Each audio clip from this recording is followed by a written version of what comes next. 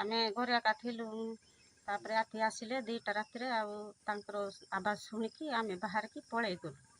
ବର୍ଷା ଆସୁଥିଲେ ଆଉ ଧାନ ଖାଇଦେଲେ 10 ବସ୍ତା ଆଉ ଘର ଭାଙ୍ଗି ଦେଇଛନ୍ତି। ଆସିଲେ 2ଟାରେ ଆଉ ଖାଇଦେଲେ। ଆମେ ତାଙ୍କର ଆବାଜ ଶୁଣିକି ବାହାରେ ପଳେଇଗଲୁ। ତମେ ରାତି ସାରା କେମିତି ରହିଲ କୋଉଠି? ବାହାରେ ଯାଇକି ରହିଲୁ। କୋଉଠି ରହିଲ? ସିଆଡେ ରାସ୍ତା ପଟେ। ରାସ୍ତାରେ ଥିଲ? ସେମାନଙ୍କୁ ସବୁ ଦେଖିଲୁ। କାହାକୁ ଖବର ଦେଲ? ହଁ, ସେ ଦୋକାନ ବାଲା ଖବର ଦେଲୁ। ରାତି ହାତୀ କେତେବେଳେ ଗଲେ ଏଇଠୁ? 4ଟାରେ ଗଲେ। 4ଟାରେ ଗଲେ? ଆମେ ଫାଷ୍ଟ ପାସ୍ ଗଲୁ ସାର୍।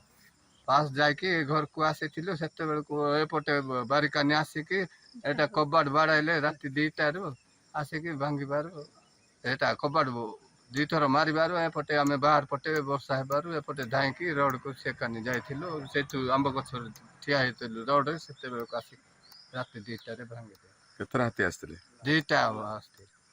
କ'ଣ କ'ଣ ନଷ୍ଟ କରିଛନ୍ତି? ଧାନ ଚାଉଳ ଖାଇ ଦେଇଛନ୍ତି? ହଁ, ଆଉ ଭାଙ୍ଗି ଦେଇଛନ୍ତି ଘର ଭାଙ୍ଗି ଦେଇଛନ୍ତି। ନାଇଁ, ଆମର ତ ଡେଲି ଏଲିଫେଣ୍ଟ ଟ୍ରାକିଂ ଚାଲିଛି। ମେନଲି 3ଟା ହାତୀ ଆମର ଉଦୟଗିରି ଏରିଆରେ ମୁଭମେଣ୍ଟ କରିଛନ୍ତି। ଆଉ ରାତିରେ ବି ଆମେ ପ୍ଲସ୍ ସମସ୍ତ ଷ୍ଟାଫ୍ ହେଇକି ଆମେ ଟ୍ରାକିଂ କରୁଛୁ ଏଲିଫେଣ୍ଟ।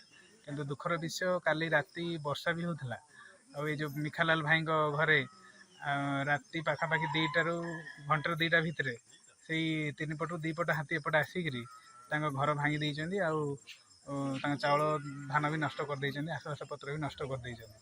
ଆଉ ଆମେ ସାଙ୍ଗେ ସାଙ୍ଗେ ଖବର ପାଇକି ଆସିକି ଆମେ ଯାହା ଆମର ତଦନ୍ତ କରୁଛୁ ଏବଂ ତାଙ୍କୁ ଯାହା ଯେମିତି ସରକାରଙ୍କ ତରଫରୁ ସୁବିଧା ମିଳିବ ଆମେ ସେଇ ତରଫରେ ସମସ୍ତ ଚେଷ୍ଟା କରୁଛୁ।